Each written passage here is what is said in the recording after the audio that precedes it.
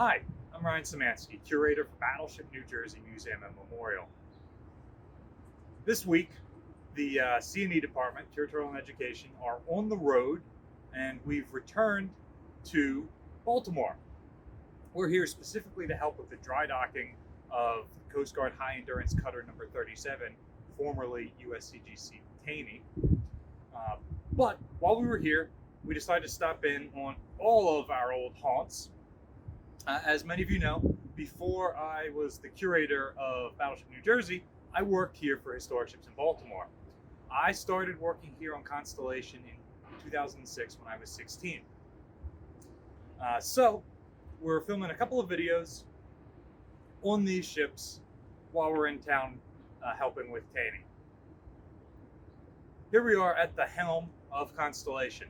Notice it's significantly larger than on New Jersey.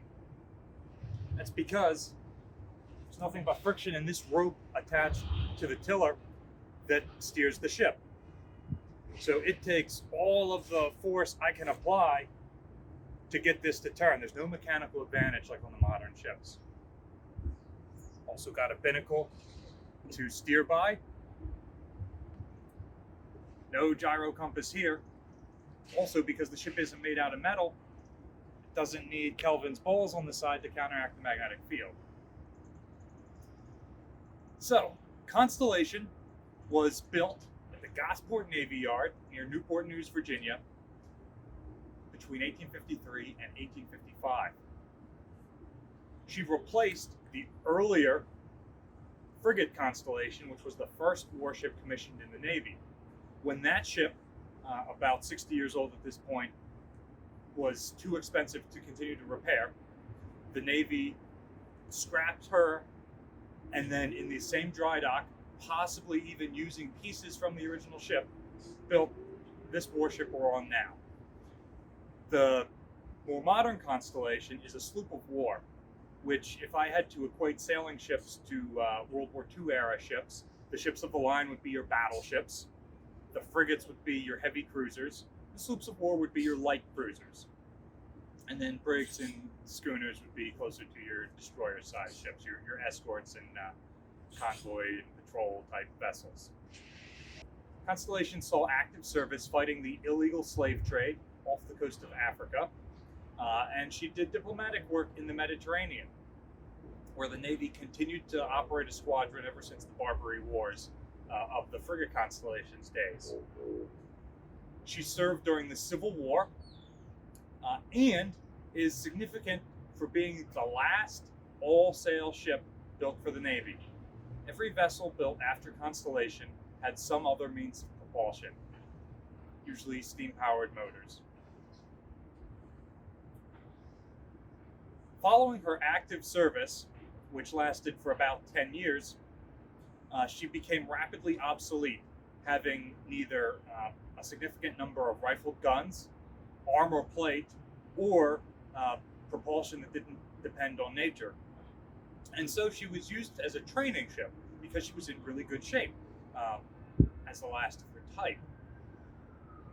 She was still being used as a training ship when World War II began. The U.S. Navy, after the attack on Pearl Harbor, had to send every active duty vessel it could out into the Atlantic to escort convoys or into the Pacific to supplement the damaged Pacific Fleet. So, Admiral Royal Ingersoll, commanding the Atlantic Fleet, found himself without a flagship.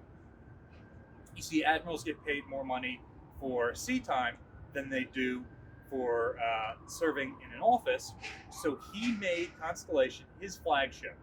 And for 6 months in 1942, he commanded the entire Atlantic Fleet from on board Constellation, where a modern, by World War II standards, radio room was set up.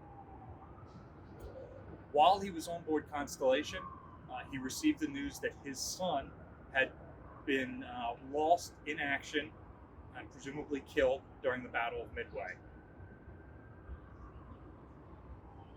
By 1955, Constellation's active days were done, and President Roosevelt's dream of creating a museum of the U.S. Navy, which would include Constellation among other ships, had died along with him. And so the Navy began disposing of their historically significant vessels, many of which were permanently lost. Constellation was extremely fortunate in that the city of Baltimore believed that this was the earlier frigate built here and were able to raise the money to bring the ship and set her up as a museum. And so ever since then, she has been operating here. If you would like to help support historic ships in Baltimore and the dry docking of the Coast Guard cutter Caney, we left a link in the description for ways you can donate to them. If you are interested in supporting Battleship New Jersey Museum and our YouTube channel, we have a GoFundMe page linked below. The fact that we're able to make money for the museum from that is one of the things that has allowed us to travel and come bring other ships to you. If you have any comments or questions, drop them in the comment section down below. Have you ever visited Constellation? Tell us about your experience here. If you were here between 2006 and 2017, that's where you saw me. And as always, to get notified when we put out more content, especially now that we're on the road, remember to like, share, and subscribe. See you next time.